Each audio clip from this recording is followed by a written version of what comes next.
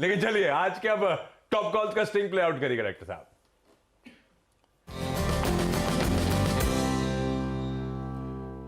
गाबा sir, आप सबको good morning. गाबा sir, आज का प्रेफर्ड पिक गुड मॉर्निंग, जिसमें आपको जो दिख रहा है उस पे जा रहे हो, ना कि जो सोच रहे हो उस पे जा रहे हो। बिल्कुल बिल्कुल बिल्कुल एब्सोल्युटली।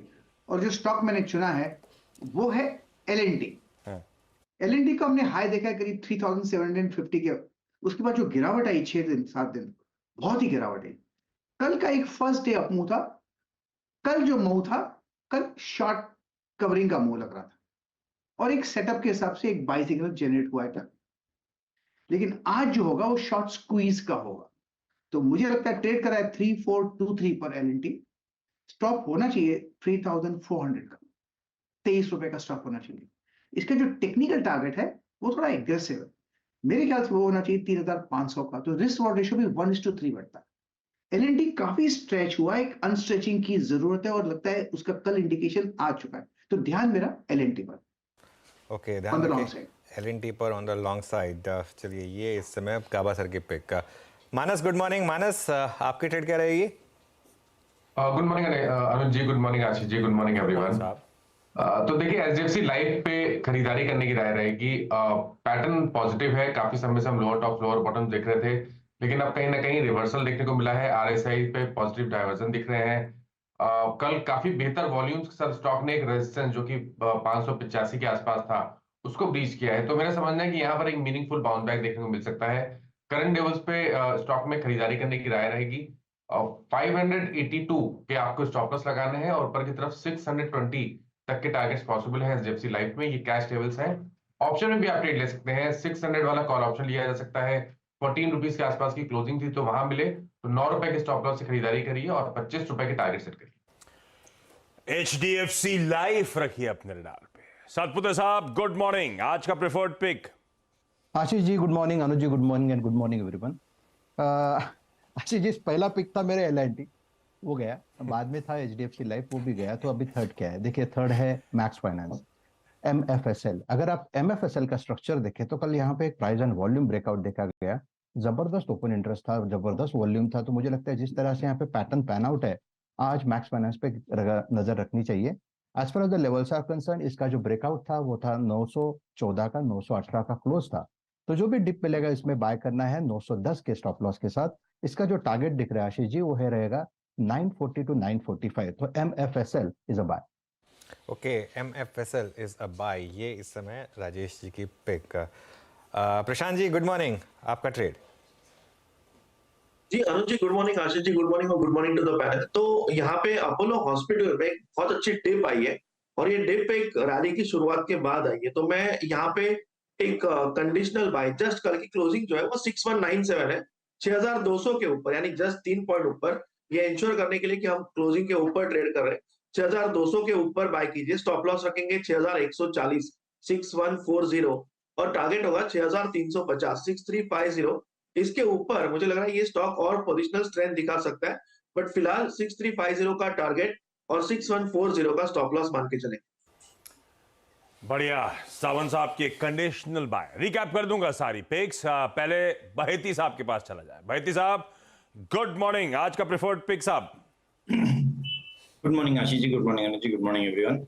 आशीष जी आज का मेरा भी प्रेफर्ड पिक इंश्योरेंस सेक्टर से ही था। पूरा इंश्योरेंस सेक्टर कल बहुत अच्छा ओपन इंटरेस्ट लेकर गया है। एचडीएफसी लाइफ, मैक्स और आईसीआईसीआई प्रू, तीनों में सेटअप बहुत अच्छा बना हुआ है, बट ये सेक्टर पूरा कवर हो चुका है अच्छे से। तो मेरे को जो radar second other than insurance जो सेक्टर अच्छा लगे या स्टॉक अच्छा लग रहा है वो पिडिलाइट इंडस्ट्रीज। कल एक अच्छा मोमेंटम बना, स्टॉक पिछले हफ्ते 200 डेमा के नीचे चला गया था और एक अच्छा बाउंस बैक दिया है उस सपोर्ट जोन से। उसमें स्टॉक अभी भी 20 डेमा के नीचे है, तो एक प्रेशर जरूर है, लेकिन हमें लग रहा है कि यहाँ से भी एक अच्छा मूव इसमें देखने मिल सकता है। 20 डेमा को ये टेक ओवर करता हुआ देखने मिल सकता है। तो 2640 और 2660 के टारगेट्स के लिए इसमें खरीदारी की सलाह रहेगी। जो स्टॉप लॉस मेंटेन करना है वो 2590, 2590 का कैसे मेंटेन करें। बिल्कुल, पिडिलाइट कल का हमारा स्पॉटलाइट भी था आशीष, और कल स्क्रीन पर शानदार तेजी इस स्टॉक में हुई थी। करीब करीब 60 रुपए की तेजी कल इंट्राडे पूरी की पूरी स्क्रीन पर, और यहाँ अभी भी पॉजिटिव मोमेंटम। आशीष जी की पिक। चलिए एक आशीष से दूसरे आशीष की तरफ चलते हैं। आशीष चतुर्मोहता को जोड़ लेते हैं शो पर। आशीष गुड मॉर्निंग। और आशीष का ट्रैक रिकॉर्ड काफ़ी अच्छा रहा है वैसे पिछले 3-4 महीने में। SJVN 120%, NBCC 100%, Bharat dynamics 50%। आशीष जी गुड मॉर्निंग, बताइए आज क्या लेकर आए हैं? आशीष अनम्यूट करिए। सॉरी, गुड मॉर्निंग अनुज, गुड मॉर्निंग आशीष। तो देखिए मेरे जो पूरी जो पावर थीम है जिसको हम काफी समय से बात कर रहे हैं, इसमें हमने NTPC की बात की, कोल इंडिया की बात की, SJVN की बात की। मुझे लगता है ये थीम बहुत ही प्रॉमिसिंग रहेगा और इसमें अगर से आप देखेंगे तो कोल इंडिया एक हमारी प्रेफर्ड बेट है, पहले भी चर्चा की, पर मुझे लगता है कि अभी एक बड़ा टेक्निकल ब्रेकआउट अब वापस यहाँ हमें देखने को नजर आ रहा है। ऑलमोस्ट 12-13 साल के कंसोलिडेशन के बाद कोल इंडिया इस रेंज को निकाल रहा है और मेरे हिसाब से जब इस तरह के लॉन्ग टर्म कंसोलिडेशन का ब्रेकआउट होता है तो स्टॉक एक बहुत ही अच्छी अपसाइड दिखाता है। टेक्निकली तो मेरा मानना है कि 520-540 के लेवल्स आपको कोल इंडिया के स्टॉक में देखने को नजर आएंगे। डिस्क्लोजर है कि स्टॉक हमारे पोर्टफोलियो में है और इसकी चर्चा हमने पहले भी आपके शो पे की। अब कारण क्या है तो आप देखेंगे सबसे अच्छी बात है डिविडेंड यील्ड। डिविडेंड यील्ड हमें लगता है कि कंटिन्यू रहने वाली है। 5 से 6% की डिविडेंड यील्ड कंसिस्टेंटली कोल इंडिया दिखाते जा रहा है और जबकि सालाना जो केपेक्स है वो कंपनी करीब 150 से 160 बिलियन का केपेक्स सालाना कर रही है। उसके बावजूद भी जो फ्री कैश फ्लो है वो ऑलमोस्ट 180 से 230 बिलियन डॉलर का हमें एक फ्री कैश फ्लो देखने को नजर आ रहा है, जिसकी वजह से हमें लगता है कि जो डिविडेंड पर शेयर है वो करीब करीब 25 रुपए का हमें देखने को मिलेगा फाइनेंशियल ईयर 25 और 26 में। और फाइनेंशियल ईयर 24-26 एस्टिमेट में हमें मानते हैं कि 30 रुपए का भी डिविडेंड हमें देखने को नजर आ सकता है। साथ ही साथ जिस तरह से कंपनी ने कहा है कि 1 बिलियन ये प्रोडक्शन 1 बिलियन टन का प्रोडक्शन कंपनी करेगी, जो कि एक बहुत ही अग्रेसिव टारगेट है। और साथ ही साथ एक चीज और देखनी कि इसमें से 95% जो प्रोडक्शन होना है वो एग्जिस्टिंग माइंस से होना है, तो जिसमें बहुत ज्यादा आपको स्टैट्यूटरी क्लियरेंसेस नहीं लगते।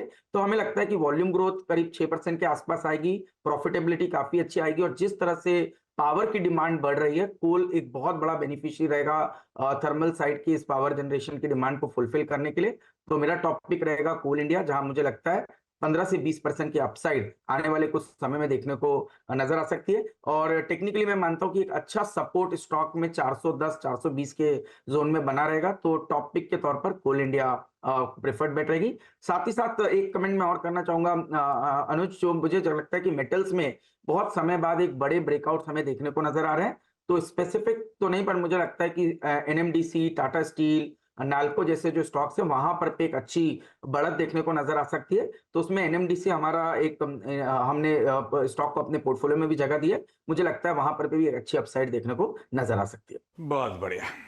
रखिए भाई एक और सरकारी रडार पे आज का पिक है कोल इंडिया।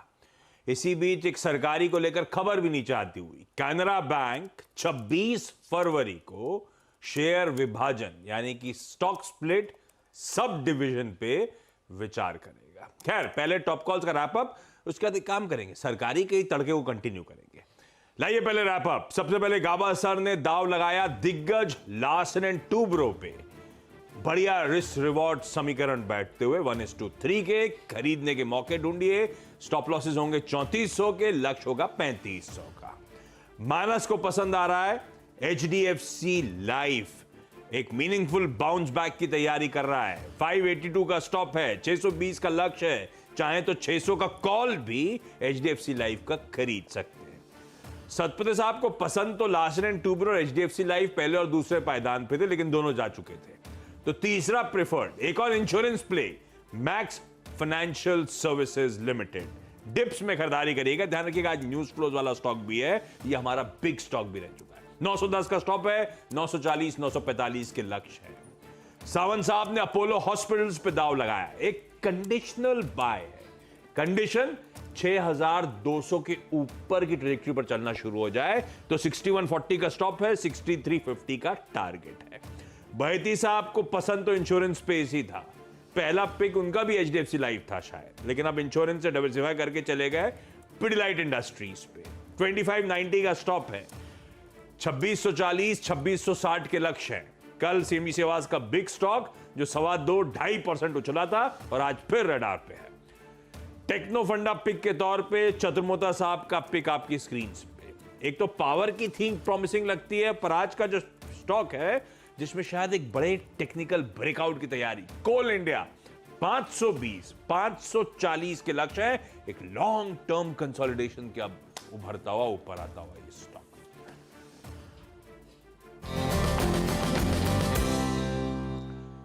अच्छा, इतनी चर्चा हो गई और कितनी बार हम लोगों ने मेंशन करा है कोटक का नोट आता हुआ। बता दें कि मनी कंट्रोल पर दिए गए विचार एक्सपर्ट्स के अपने निजी विचार होते हैं। वेबसाइट या मैनेजमेंट इसके लिए उत्तरदायी नहीं है। यूजर्स को मनी कंट्रोल की सलाह है कि कोई भी निवेश निर्णय लेने से पहले सर्टिफाइड एक्सपर्ट की सलाह लें।